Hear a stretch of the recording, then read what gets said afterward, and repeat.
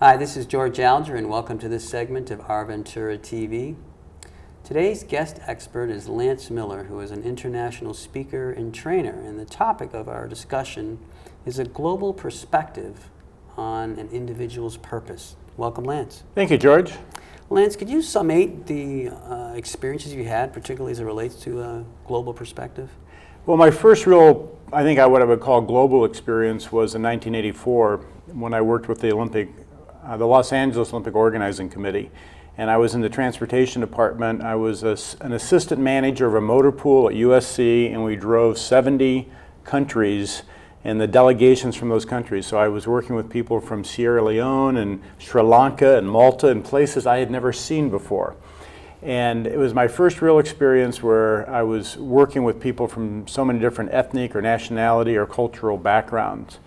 And then from about 97 to 2003, for those 7 or 8 years, I worked internationally on human rights issues, specifically religious freedom issues, in about 17 countries through Europe and Eastern Europe, where I was working with individual groups in their home turf and looking at where the conflicts or intolerances were actually occurring from that standpoint. So I was getting a feel for that. From 2005 to present, I have spoken on communication and leadership specifically and worked with individuals to help develop their communication and leadership skills in over 50 countries around the world. And so I'm constantly traveling all over the planet and working with people from different cultures and different ethnic backgrounds, different religious orientations, and I really see a common thread between all of us as human beings. So let's talk about that common thread. The big thing, and it really hit me when I was working with the Olympics, everybody that was there had a common goal, which was to have these successful games, to compete. We had common rules we were all willing to play by. And when people came together, I remember I was thinking I was going to have a huge cultural or just misunderstanding, like these people wouldn't even know what a tabletop was or something. It was just going to be crazy. And the time I was done, I realized that as human beings, we're all struggling for the same basic fundamental things in life, and we're all very similar as human beings. And I would say we're like 95% similar. The 5% difference is our ethnicity, our culture, our nationality, our religious orientations. And to me, that's what really brings the spice to life. I mean, how boring would it be if we were all middle-aged, slightly balding white guys?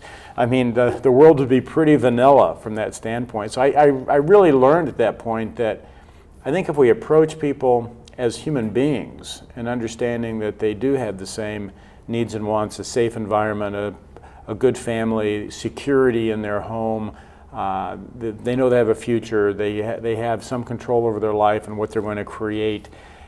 They have hopes and dreams for the futures. Those are the things I really see people struggle with. And if we celebrate the differences rather than resist them or think people are odd and strange because they have a different cuisine or some odd religious practice that just doesn't make any sense to us. And I've been in Hindu ceremonies and Buddhist ceremonies and Muslim ceremonies and Jewish ceremonies and all those, and when you actually understand what's going on, they all make tremendous sense if you actually work to understand it. Good.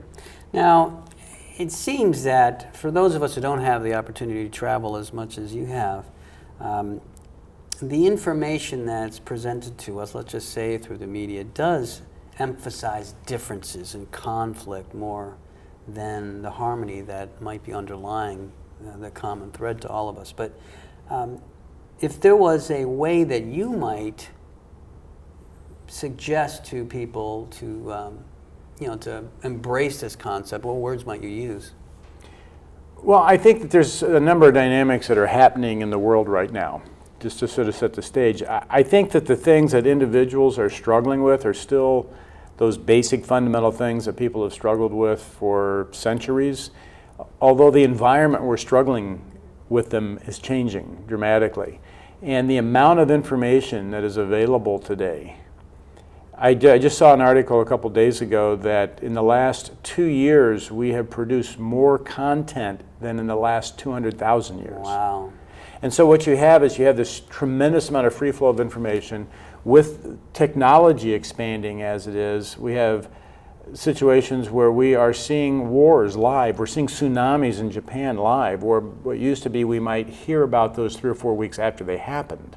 So the individual is getting inundated and bombarded with all this information, but what I really look at is what I would call the character of the individual. Is it expanding as rapidly as technology is?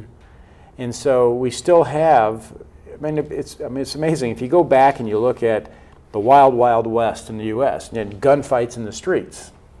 Well, we still have gunfights in the streets. We have drive-by shootings. We have, just turn the news on every night and there's gunfights in the streets.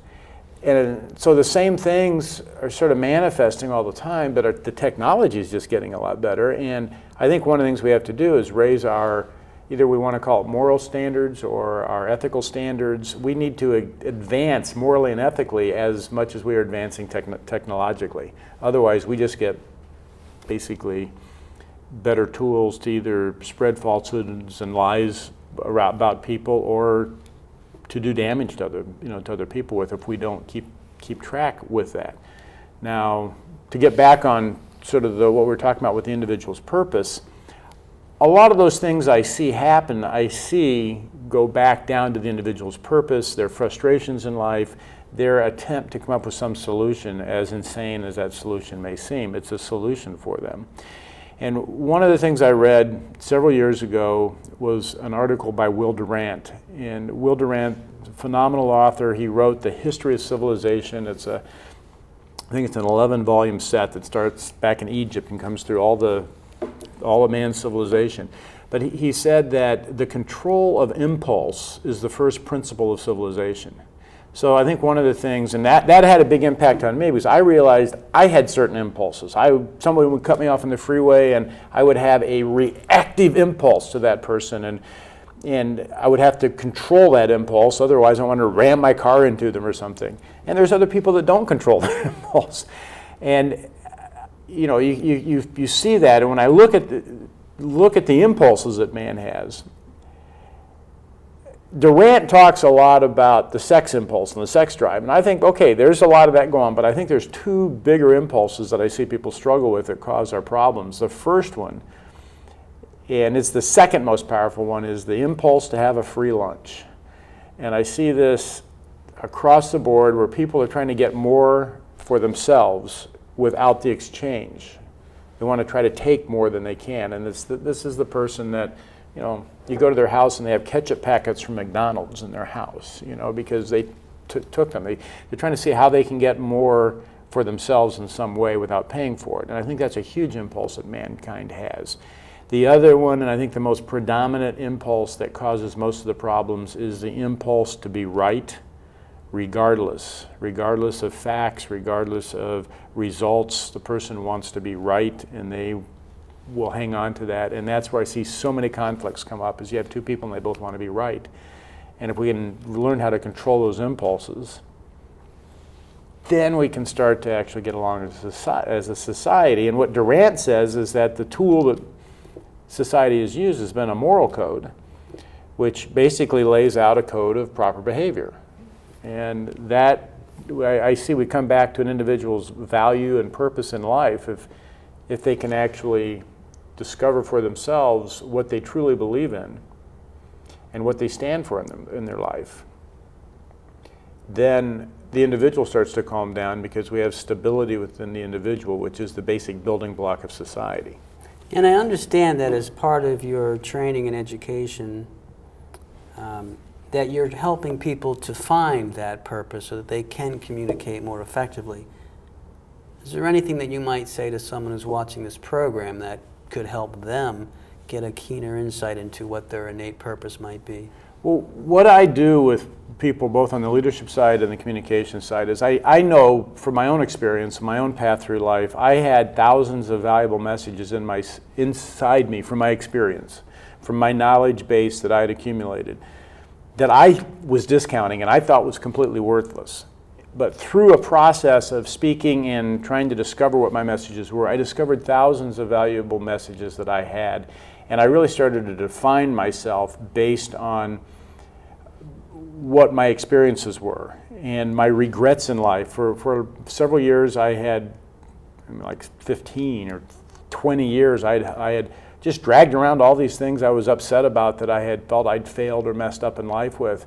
And in the process of it, I had a realization that it's going to be pretty hard to learn from my mistakes if I'm unwilling to admit that I'm making any.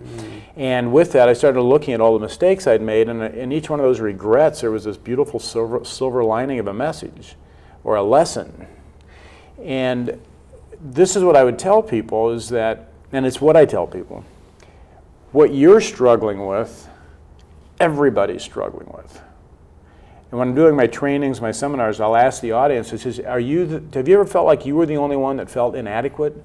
You were the only one that had doubts or reservations? You were the only one that felt that you weren't worthy of something? And all the hands are going up. I said, I used to think that too, and I realized that everybody is feeling the way I am, and if I can share with an audience what I have figured out to handle that, it's going to resonate with that audience, because like I said, as human beings, we're 95% the same. And so if I can figure out what worked for me and share it with somebody else, it'll be valuable to them. And what I know is that every single individual has thousands of valuable messages to share with other people. And through that transformation that I went through that took me onto the international stage, speaking all over the world, was a fundamental understanding that I'm only as valuable as I help somebody else. And this whole concept when I talk about being right and the free lunch is sort of like, what can I get? How right can I be? What can I get for me? And I went through that. I was in that for some time, and I realized that I wasn't achieving the things in my life that I wasn't, and I needed to change my game. I needed to change my thinking. Fortunately, for whatever reason, God's grace or whatever, I was aware enough to realize that. And I realized that, and I'll just be honest, there was a point I'd actually given up on my own personal success. And I went, well, maybe I can make that guy successful. And I went into a business and started to expand the business through their sales and marketing. And I was there a couple of years, and we'd about four times the size of the business in that time period. And somebody called me and they said, hey, could you come help me with mine? And I'm sort of like, well, I guess so.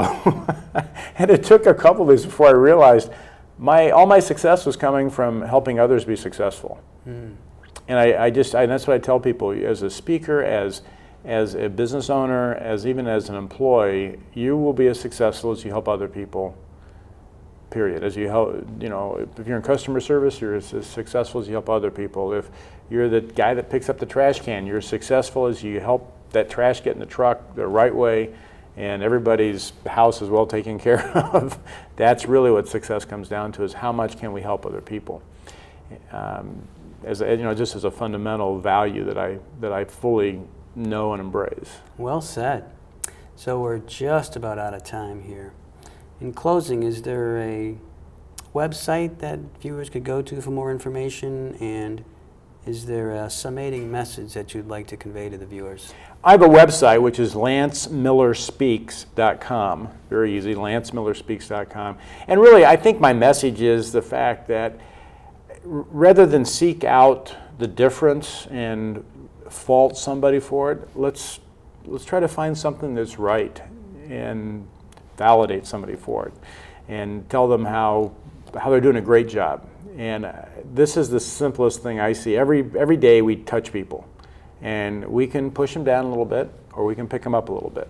And I think if we choose to pick people up a little bit every day, then after a while the big problems of the world will go away. Excellent message. Thank you very much, Lance. My pleasure. This is George Alger signing off for this segment of Our Ventura TV. Until we meet again.